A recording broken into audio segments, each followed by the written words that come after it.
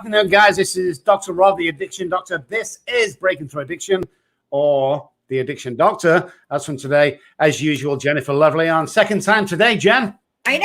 I get to see you like all day today. It's amazing. Awesome. It's crazy because we're doing the show. Then you break for a patient. I break for a patient. Then we're back on a show. Then and so on and so forth. I think you're working with more people than I am today. I've got my own counselor after this.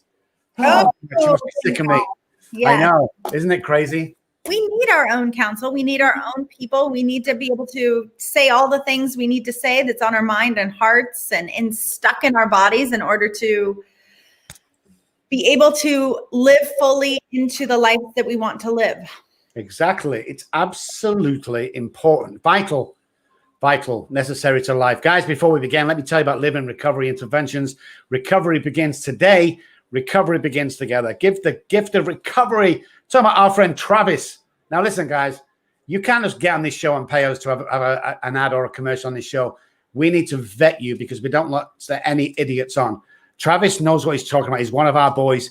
Talking about a Xanax seizure on many occasions to a crash at 120 miles an hour. So if your loved one is in trouble and you need an intervention, Travis is the guys to call. We endorse Travis, 801-573-4188, livingrecoveryinterventions.com. Remember, guys, recovery begins today. Recovery begins together. Call him, 801-573-4188. Travis is the man. So what have you got planned for later on today, Jen? Anything? I got back-to-back clients all day. Boom. That's what I'm talking about. Saving lives on a daily basis. In your face, addiction. In case you didn't hear that. In your face. Okay? That's what we're talking about. The number one addiction company in the freaking world are talking to you. And the best recovery program and the fastest growing recovery program that will be syndicated next year. So watch out, guys. We're going all the way. You know me and Jennifer don't do things by half measures. We're either in or we're out. And I'm telling you something, we're in here, guys, because this is needed. We're asking the awkward questions because we ask what you're thinking. Isn't that true, Jen? That is. And we ask the hard questions. And the requirement that we have is that you dig deep so that we can get past all of the emotional blocks so that you can fully live into your freedom. Exactly. So you may be asking, sat at home, because already we've started getting questions in and we've started got viewers in. You may be asking, who's on the show today, Rob? Well, let me tell you, met this guy some months ago. I don't think, well, might have been years ago. I'm not sure. Time travels. So he's an English guy. Yeah, we're taking over. Don't worry about that. He's from Southend or down near London, mate. But he's been here for ages and ages. He's an attorney. Not only is an attorney, because you might think, well, I've got an attorney on the program. Man, let me tell you about this guy. He's not only someone I call a friend, and I only have 5 friends. They're very close and very personal. He's one of those guys. He's an amazing guy. He specializes. He's a drug and alcohol attorney.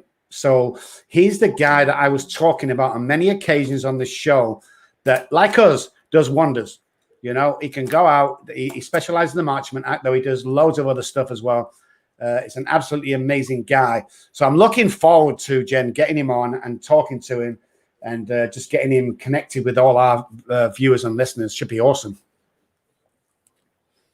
All right. Well, let's get him on. Yes, ma'am. Right after the break, Mark G. Astor is going to be on the show, guys. Stick around.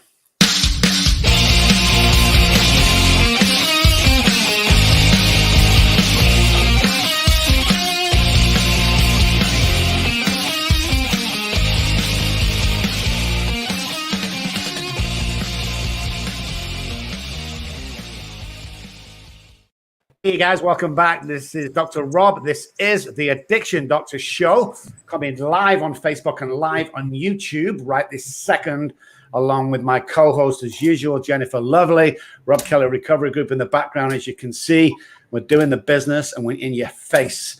Mark Astor's in the house. Hello.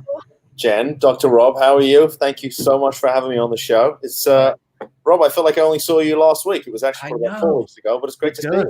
It's awesome. It's like, just for some of you may know, guys, this is Mark, the guy who went to visit our other friend at the treatment center, John Egan. If you're watching and listening, hey guys, and also Adam Jablin, if you're watching and listening, he's one of our top 5 crew now as well.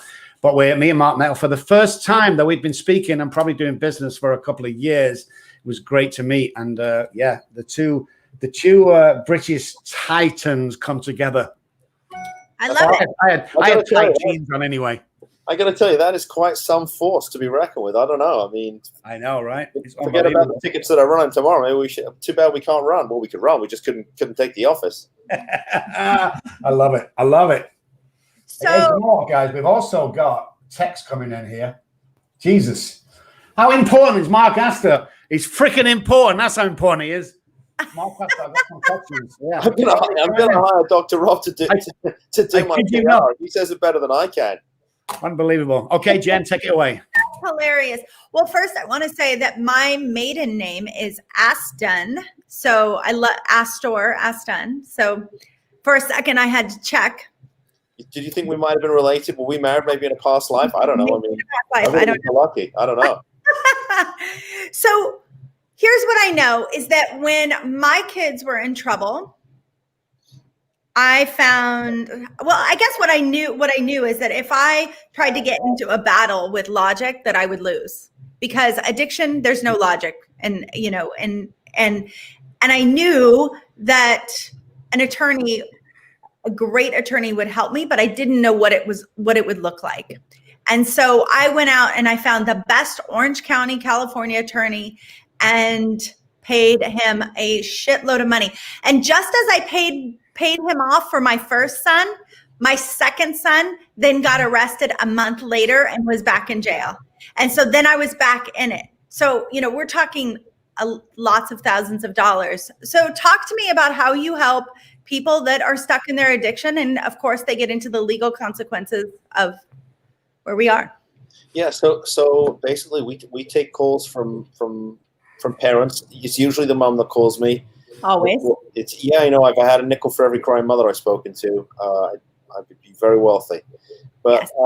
So basically, parents call us from all over the country. It's their loved ones, is typically their adult children, are suffering from substance use and mental illness and sometimes eating disorders, and they're sick and tired of being sick and tired, and they want help not only to get their loved one into treatment, but to keep them there.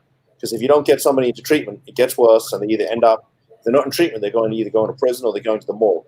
And so the goal is to try and get them into treatment and keep them there long enough so they can experience long-term recovery. And hopefully we keep them out of the morgue and we keep them out of the criminal justice system. But sometimes, you know, we're in the system, we're in the criminal system too, depending on, you know, the severity of the case. So that's what we do. And there's a couple of statutes on the books here that allow us to do it, to get people in treatment and keep them there. And very blessed, you know, the last 5 years we've helped a lot of families. And so it's, as you know, as we sort of talked before we went on air, it's emotional work, right? I mean, sometimes I feel like I'm a clinician by experience as opposed to training. So we speak to a lot of moms just like you, Jen, who call us because their kids are in trouble. So right, yeah. And you know, by the way, my attorney was not an emotional guy. He was like, yes, no, yes, okay. So it would have been super helpful, maybe a little bit, if in fact he had a little bit of emotion to bring to me, because you're desperate at midnight at 1 o'clock in the morning when your son wakes up in jail and you've got to figure it out. Yeah, you know, look, a lot of this, first of all, we're the only law firm in the country that really specializes in this kind of work. And I will tell you that sometimes it's, if you get emotionally involved in one case, you get emotionally involved in all of them, and it's exhausting work as it is. But also, you know, as a lawyer, I got to stay objective. I got to be able to focus on the legal aspect of the case to make sure that the right things get done. Mm-hmm. And so, while I want to do the best I can to be, you know, sympathetic to the family, I got to keep my eye on the prize here, which is treatment, right? Or in some cases, not going to prison. Yeah. Or calling Rob Killer Recovery Group when they need an IOP. Well, that's very important. I'm just pointing out something else we're going to need to talk about. Okay. Yeah, definitely. That needs to be an option that's on the table. Yeah, that and obviously vice versa. We're working with someone at the moment in Boca Raton. In fact, you know his executive coach, Adam Jablin. You actually know him, or he knows of you. Question, Peter, Pittsburgh, just come in. What's the difference between the Marchman Act and the Baker Act? Okay, great question. So the Marchman Act, they're both involuntary commitment statutes. The Marchman Act is an involuntary commitment statute for primary substance use with co-occurring mental illness. And it basically allows me to put somebody in treatment, petition the court to get somebody in treatment for 90 days. The Baker Act is also an involuntary commitment statute, but it's one that's based on mental health. It's not a treatment statute, contrary to popular belief. It is a statute that's designed to be used in emergency circumstances to stabilize somebody for a period of up to 72 hours. However, once the Baker Act has been initiated, and I won't get into how it gets initiated, but once it's initiated, the facility, if they want to go beyond 72 hours, and they do frequently, can then petition the court to allow the state, not the family, but the state, to step in and start making decisions for their loved one. So the Baker Act is that you've basically invited the state to step into your shoes and start making medical decisions for your loved ones. So we spend a lot of time getting people out of facilities because the state, if they know you have insurance, is very happy to have your loved one as a patient. For long periods of time, no doubt, because for long periods of time. Yeah. You don't get to make any decisions. You don't get to go to any of the hearings. In fact, it's all done in secret. That's scary. That is scary because the state doesn't really have your best interest. A lot of the time they don't. And the problem is that what happens is that if somebody ends up in a state mental health facility, they can go from bad to worse.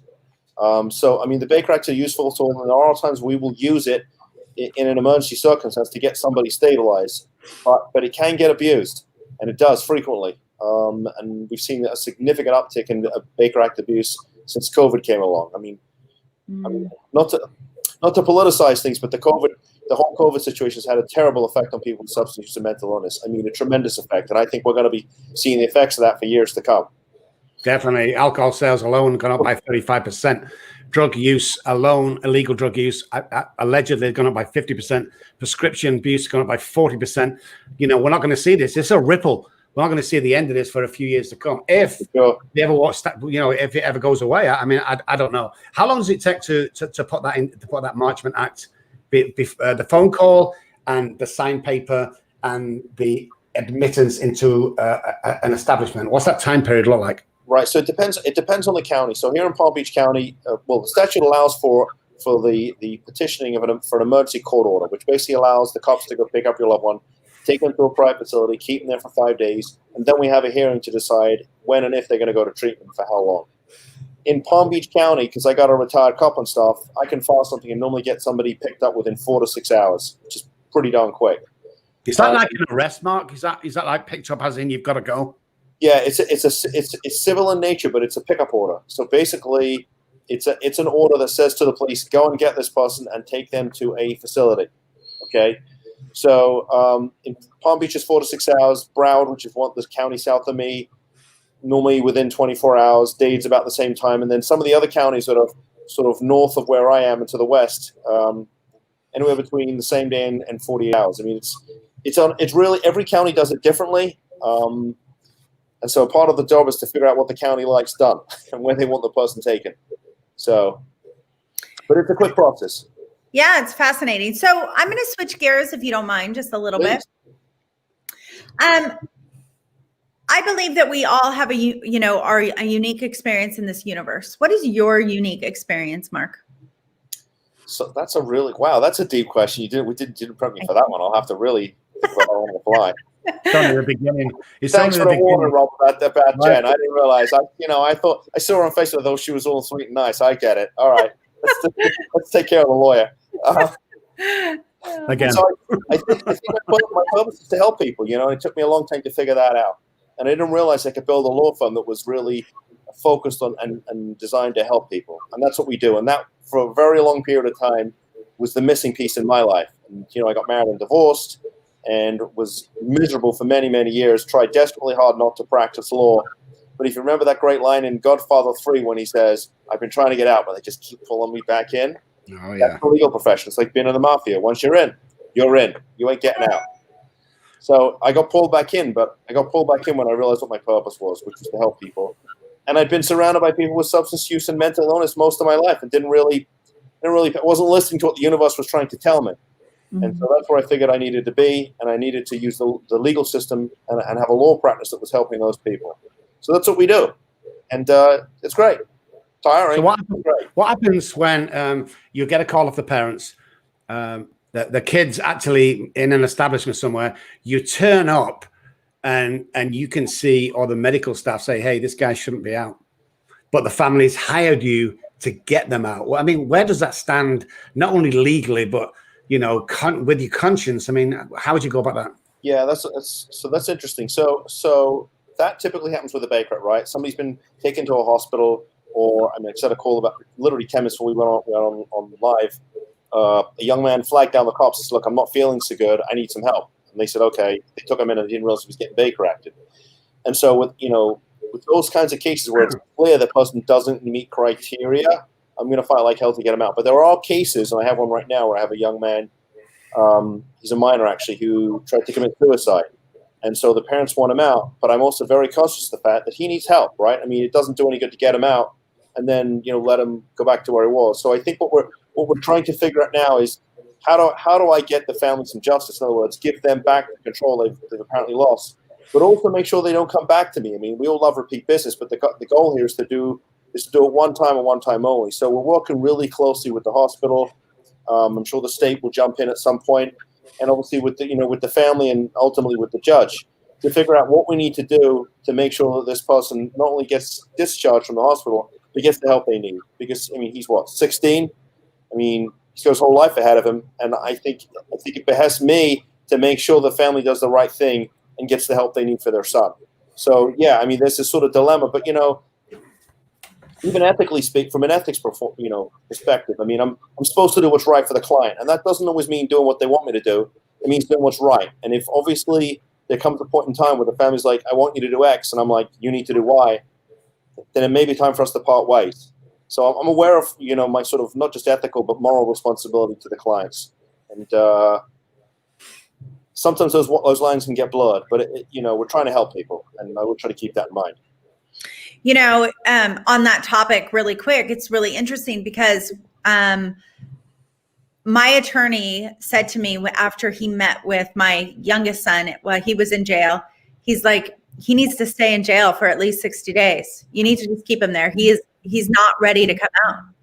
And it was the hardest thing for a mom to go, okay, I'm going to do this. I'm just going to allow him to sit in there because he needed to sit with his consequences and his shit. Yeah, it sounds like you had great counsel. I mean, I don't know the lawyer, but it sounds like he or she did a phenomenal job for you and gave you great advice. Yeah. That's the best thing, isn't it? Is making the decision there again. Guys, this is The Addiction Doctor. My name's Dr. Rob, Jennifer Lovely, Mark Astor's on the show. Guys, stick around. Quick word from our sponsor, Recover Me Coaching.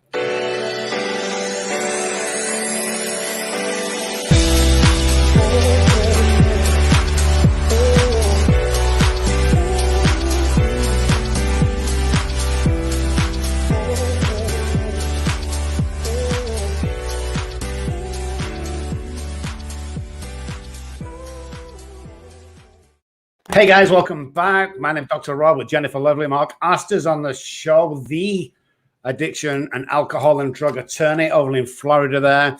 Just an amazing chat, guys. The Addiction Doctor is the show. Coming to you live on Facebook and YouTube right now and over 65 platforms later on. Mark, we were talking about the difference in the two acts and involuntary and voluntary. Where would you say would be the most enjoyable psychologically act you've ever performed, as in getting somebody out when you knew quite well that they wasn't supposed to be there, but something's happened? Because everyone has a bad day. Everyone gets caught up. I've got caught up in it. I've been locked up. What's that moment when you walked in, you made a judgment call and you walked out with your client and the family were waiting? Yeah, so it depends which side of the fence I'm on. So when I'm on the Baker Act, when I'm doing the Baker case, I'm trying to get him out. When I'm doing Marchman Act, I'm trying to get him in. So I think really the most satisfying stuff is sometimes when I'm on with the Marchman Act, because those cases tend to have a little bit longer of a shelf life. And so I've Marchman Acted a couple of young people who really hated me, right? They saw me as the bad guy in this, right? Their parents hired me, putting them in treatment. And then like 9 months or a year go by and they call me and I'm like, why are you calling me? They're like, well, do you remember me? You marched with me and I hated you. And I'm like, yeah. You still hate me? They're like, no. We want you to march with my boyfriend or my girlfriend.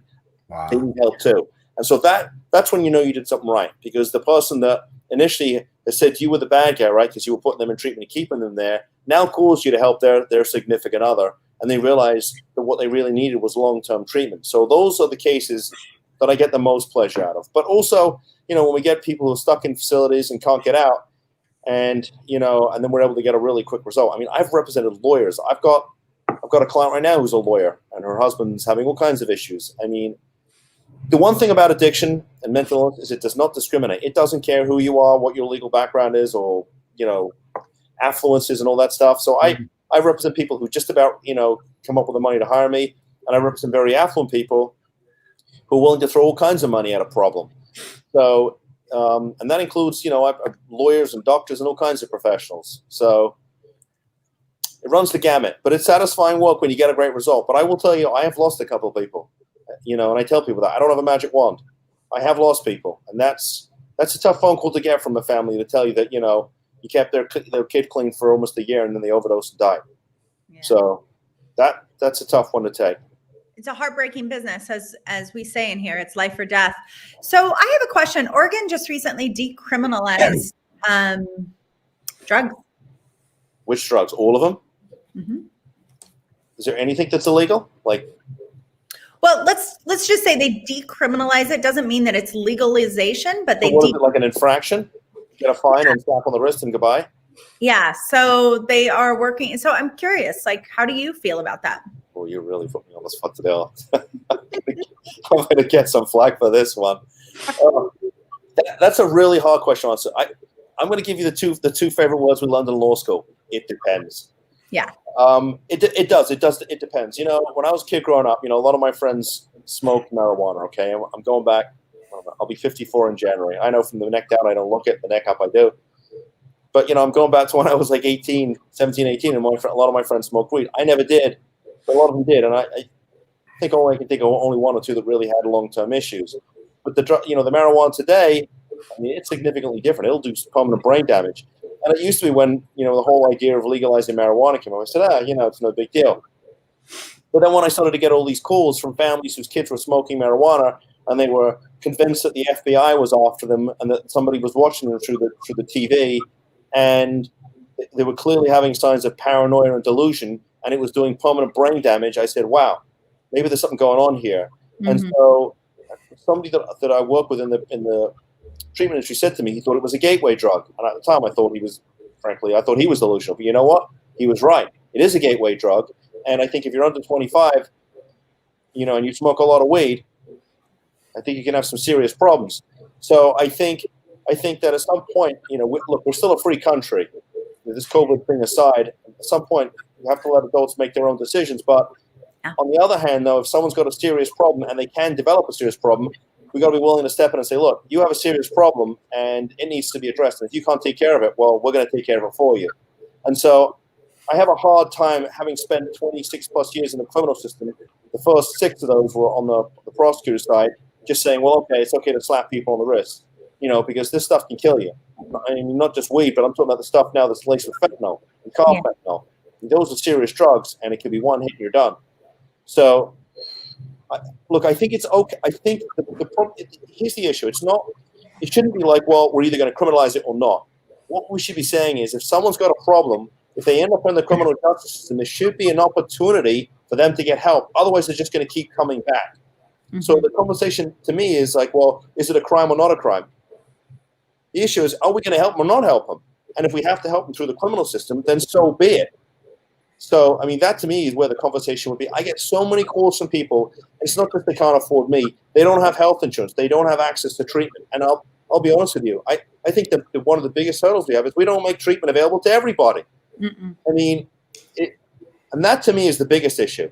And if it's either access to treatment through the criminal system or access to treatment through a Marchman Act or a Baker Act or whatever it is, that to me is the bigger problem. And so, I mean, we can decriminalize it and make it a slap on the wrist. But ultimately, if you don't get people help, I mean, they either end up in prison or they end up in the morgue. I mean, that's it. So I hear what you're saying, Jen, and I have a hard time with the fact, especially in Florida, our legislative mandate in our criminal system is to punish first and rehabilitate second. Right. So, well, here's the truth. If we don't have, if not everybody has healthcare, then we don't have healthcare. You don't. Which we don't. You're really sick, and then you call 911. You end up in the emergency room, and then they start chasing you for the medical bills. Right. So and then the guys that are paying medical insurance goes up. I mean, I'm paying over $2,000 a month. what the hell's that all about? Yeah, and having paid that, whenever I go to the emergency room, if I do, it's $1,000 cold blood before I even walk in the door. I just don't get it over here. It's crazy. I'm of the age where I have to have certain man parts checked, and I just had certain man parts checked, and I got a bill for 40 grand because my insurance company said, "So no, it's a pre-existing condition. We don't want to pay." I'm like, "Well, have a chat with your doctor because I didn't send me for an MRI and a biopsy." Yeah, that's another conversation somewhere in it, but exactly that. I have a big problem with that. Oh, yeah, it's covered. Then they send you a bill. I go back to the doctor. I'll go, "Hey, here's your bill." "Oh, no, the insurance didn't cover that." I give you the card. You call them. They said it was covered. Don't be playing that shit with me and sending me the bill. I'm British. I don't fall for that shit. Anyway, enough of that. Moving on. Gonna get a call with that. So, how's life? How's life in Florida? Is it good? Are you enjoying life? Are you happy? I mean, what's that? But let's go talk about happiness. I am happy. The real humid weather, knock on wood, seems to have disappeared, and so that's good. Although it did rain a lot last week, and we're working hard. And like I said, 6 years ago I was flat broke, and I'm able to move out of a shoebox apartment and move into a house. Wow. So which is great. And we're gonna take the office 100% virtual because most of my clients are out of state anyway. I never meet them until I get to court. That's what we do. Yeah. So I'm going to go virtual, which is going to save me a ton of money, enable me to provide legal services at a bit of a reduced cost. So things are good, And my mom is 78. I lost my dad almost 4 years ago, so I get to take care of her. And I mean, I'm the kind of guy I'm always looking to run around with my hair on fire. I got to be doing something. I got to be helping people. So when it gets a little bit quiet, I don't do well with that. But I have a good friend of mine. She's a clinician. She was my therapist when I got divorced, and I called her one day and I said, "I'm depressed." She said, "You're not depressed. You're just bored. Find something to do." She was right. I was bored. It is really true. And that's part of our, mental injury, having this addicted brain, is we get bored a lot and we have to be doing things. So, I love suffering. I know that sounds so strange, but I do, because the thing that happens from suffering is big, beautiful, amazing things after we get to the other side of it. And so I'm really curious, what was it? There's something that wants to be born from suffering. So what was born from your suffering? Oh, God, but I know. I mean, this is why Rob pays money. That's why he must be paying you the big bucks to ask these serious questions. God, you know what? I'll tell you. So I think, look, part of my journey was figuring out what I'm supposed to be doing, and I realized I'm supposed to be helping people. And so, So to go back in time a little bit, I spent a year before I opened up my law firm. I worked for a guy who actually they teach lawyers the business side of the practice, right? And Rob and I talk about this stuff all the time, but because there's a business side to what I do as well. I mean, I have a family to feed too, but they don't teach us that kind of stuff in law school, right? And so nobody wants to go hire a broke lawyer because while you're trying to get help for your legal problem, he's thinking about how he can pay his rent. And so they would teach the business side of the practice, but a large part of that was realizing that the financial growth has to be preceded by personal growth, which is what really got me in my journey to figure out, how do I help people? But we used to get calls. I used to take calls from lawyers from all over the country. I probably spoke to thousands of them over the year I was there, and they had a really tough time. We used to offer them an opportunity to come and see what we do for a weekend for free. They pay us $1,000. If they didn't sign up, we'd give them the $1,000 back and pay for their flight home. Okay, so it was a free. And they just couldn't. Some of them just couldn't make the commitment, and they'd been practicing for years and couldn't make any money. And my boss, and I said, I would say to my boss, I don't understand it. How can they not? It's a free look. If you don't like it, you get your money back, and then some. You get a free weekend on us. And he used to say to me, maybe they just haven't suffered enough. They just haven't suffered enough. And I used to think that was kind of cold-hearted. But you know what? I had to get to the point where I had suffered enough to realize what I was supposed to be doing, what was missing in my life, and I suffered for many years. And I don't mean I was being physically abused. I just mean I was miserable as an individual and couldn't maintain a relationship with a significant other because I was too caught up in my own bullshit, right? Figuring out how, I could make myself happy. And I realized, I got to have a purpose, okay? And that doesn't mean say that I wake up every day with a big smile on my face thinking, look how lucky I am, but I've got purpose in my life. And that, to me, was what I discovered when I was done suffering enough. So if that's what it was, that's what it was, and that's what it took. I suffered enough. I'm like, okay. But I battled it every day, okay? I get up every morning, and there are some days where I get up, and I don't feel that great about it. I don't feel that good, I mean, I'm like, okay, what am I doing wrong? What am I not doing? Why isn't my phone ringing? I mean, Rob, I call Rob every once in a while and say, Rob, my phone's not ringing. What do I do?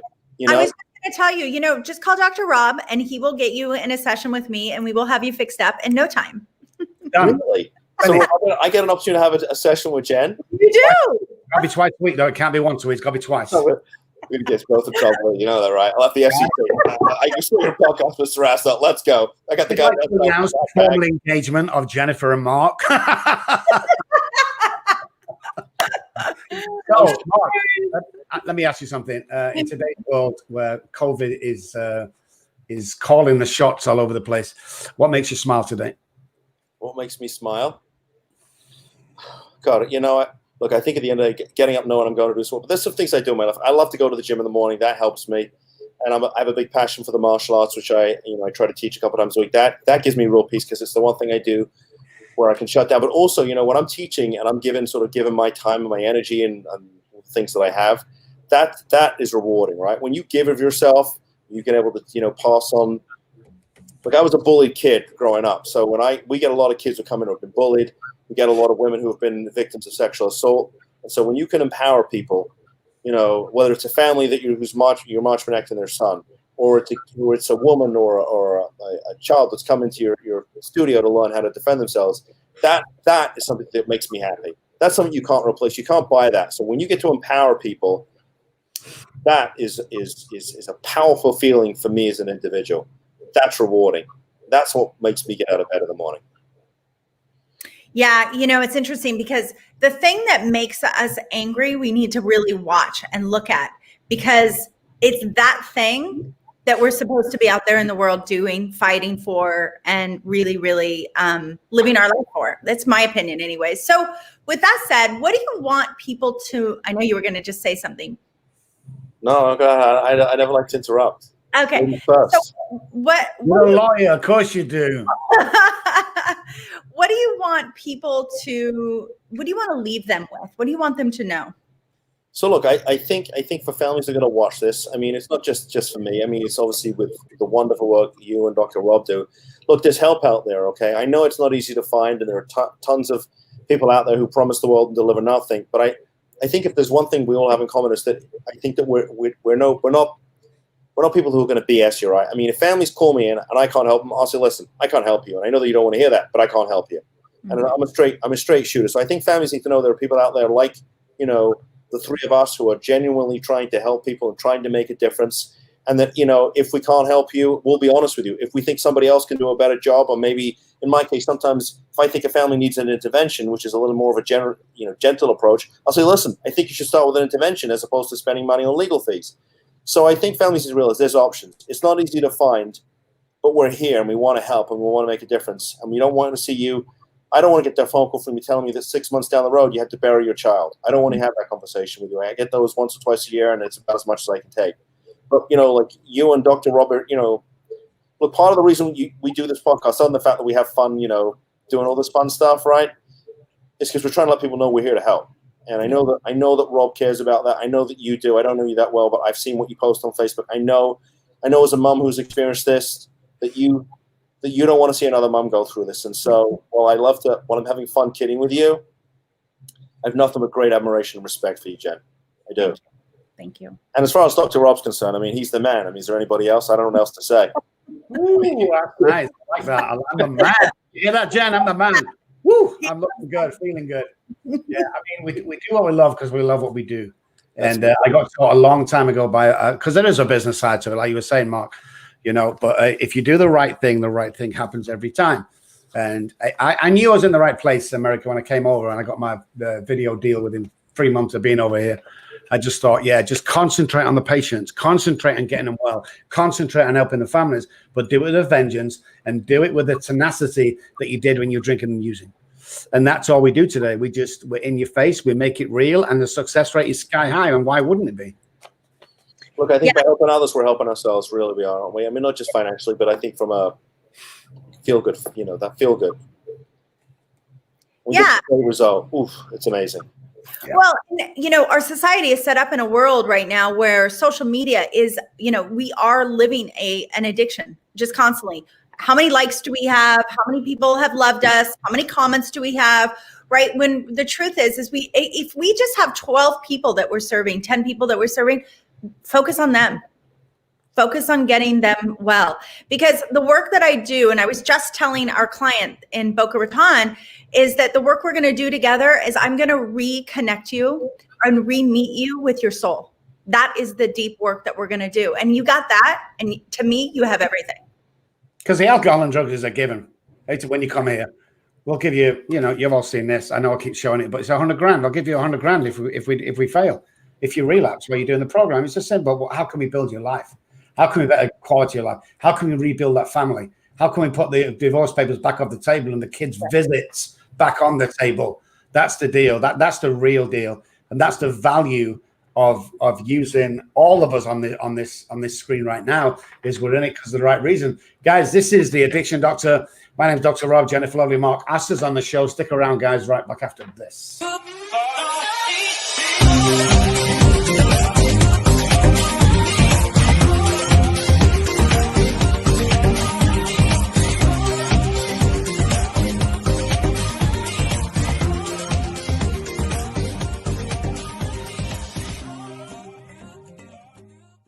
Guys, welcome back. This is the Addiction Doctor Show live on Facebook and YouTube right now. You lucky people, you. Allow me, Jennifer Lovely and Mark Astor. Unfortunately, we're running out of time as usual. Just when you get started carrying away with somebody really interesting, Jen, it starts coming. So I want to thank Mark for being on the show. I'm just going to stick his website at the bottom there, guys. Worth a call, no matter what the situation is. Or if you just want information, specialize in Florida, but you can call him wherever you are in the world. I bet he'll have an answer for you. So I want to say thank you so much, Mark. We'll speak later because I've got a couple of questions for you. I'm going to call you up and we'll talk. Well, thank you for spending your time with us. It's been an absolute honor, and you are absolutely a superstar, my man. Thank you for having me on. And Jen, thank you for what you do and for sharing your personal story with me. I really appreciated that. Yeah, you're welcome. You're welcome. And I really, I have a question. What do you want to be acknowledged for? What do I want to be acknowledged for? Probably that I tried to help as many people as I could. How's that? Yeah. I'd love to acknowledge you for being that giant in the world that is out there serving people. I know that you wake up in the morning, maybe not feeling good about yourself, but you really do ask your higher power, how can I serve today? And I know that you do that work. And so thank you for that. Okay. Yeah. When you guys come back to Florida? Oh, we'll be both over there within 6-7 weeks. We need to come over and meet our latest client in Boca Raton. So I'm going to get the plane out. I think we're going to fly Jennifer here, maybe spend a day here, then we'll fly straight over there. And we're all. Audra and I are planning a trip to Texas, so we obviously want to come see you guys. Nice, awesome stuff. Thank you, guys. Mark Astor was on the show. Stick around, guys. The end of the show. I'll be right back after this.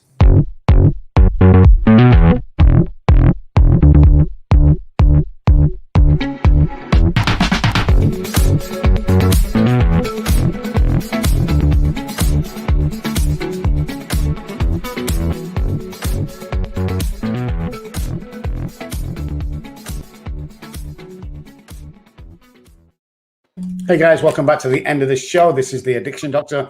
My name is Dr. Rob, along with Jennifer Lovely. Just had Mark Astor on the show. What a great guy. That was fun. That was fun. That was playful and fun. Yeah. And so much information. I really appreciated that.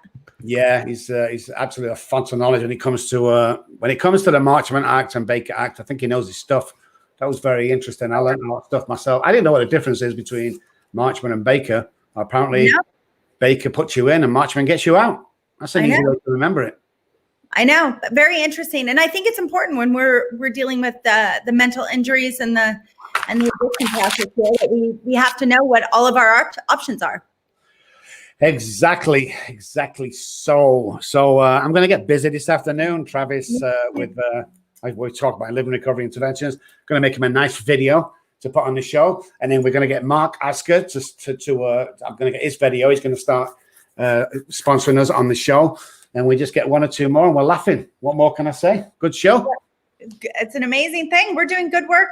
I feel honored, proud, privileged to be here talking to you every day. Yeah. And after this, I get to spend an hour with my girl, my counselor, and then I spend an hour in my music room. First time in 3 months. God knows what will come out. We'll have to wait and see. Oh, wait.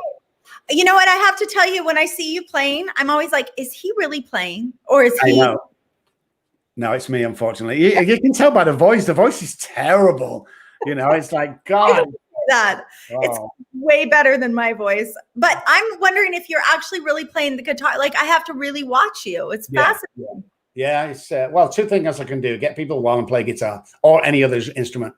I don't know what it is. I have a knack for it. Musical family, but yeah, the only two things. Can I paint a door? Hell no, it's a mess. Can I carpet? Oh God, no. All the little things that normal men do, I can't do. I'm terrible. But give me a musical instrument and somebody who's sick, and I'm suddenly a savant overnight. It's just mind blowing. It's crazy. It is. It is. And I'm going to start calling you that, Rob the Savant. There you go. I like that. Guys, this has been the Addiction Doctor Show. We're with you most days, I think, and definitely every Wednesday and Thursday we're going to be on In Your Face, guys. Look up for some new news coming.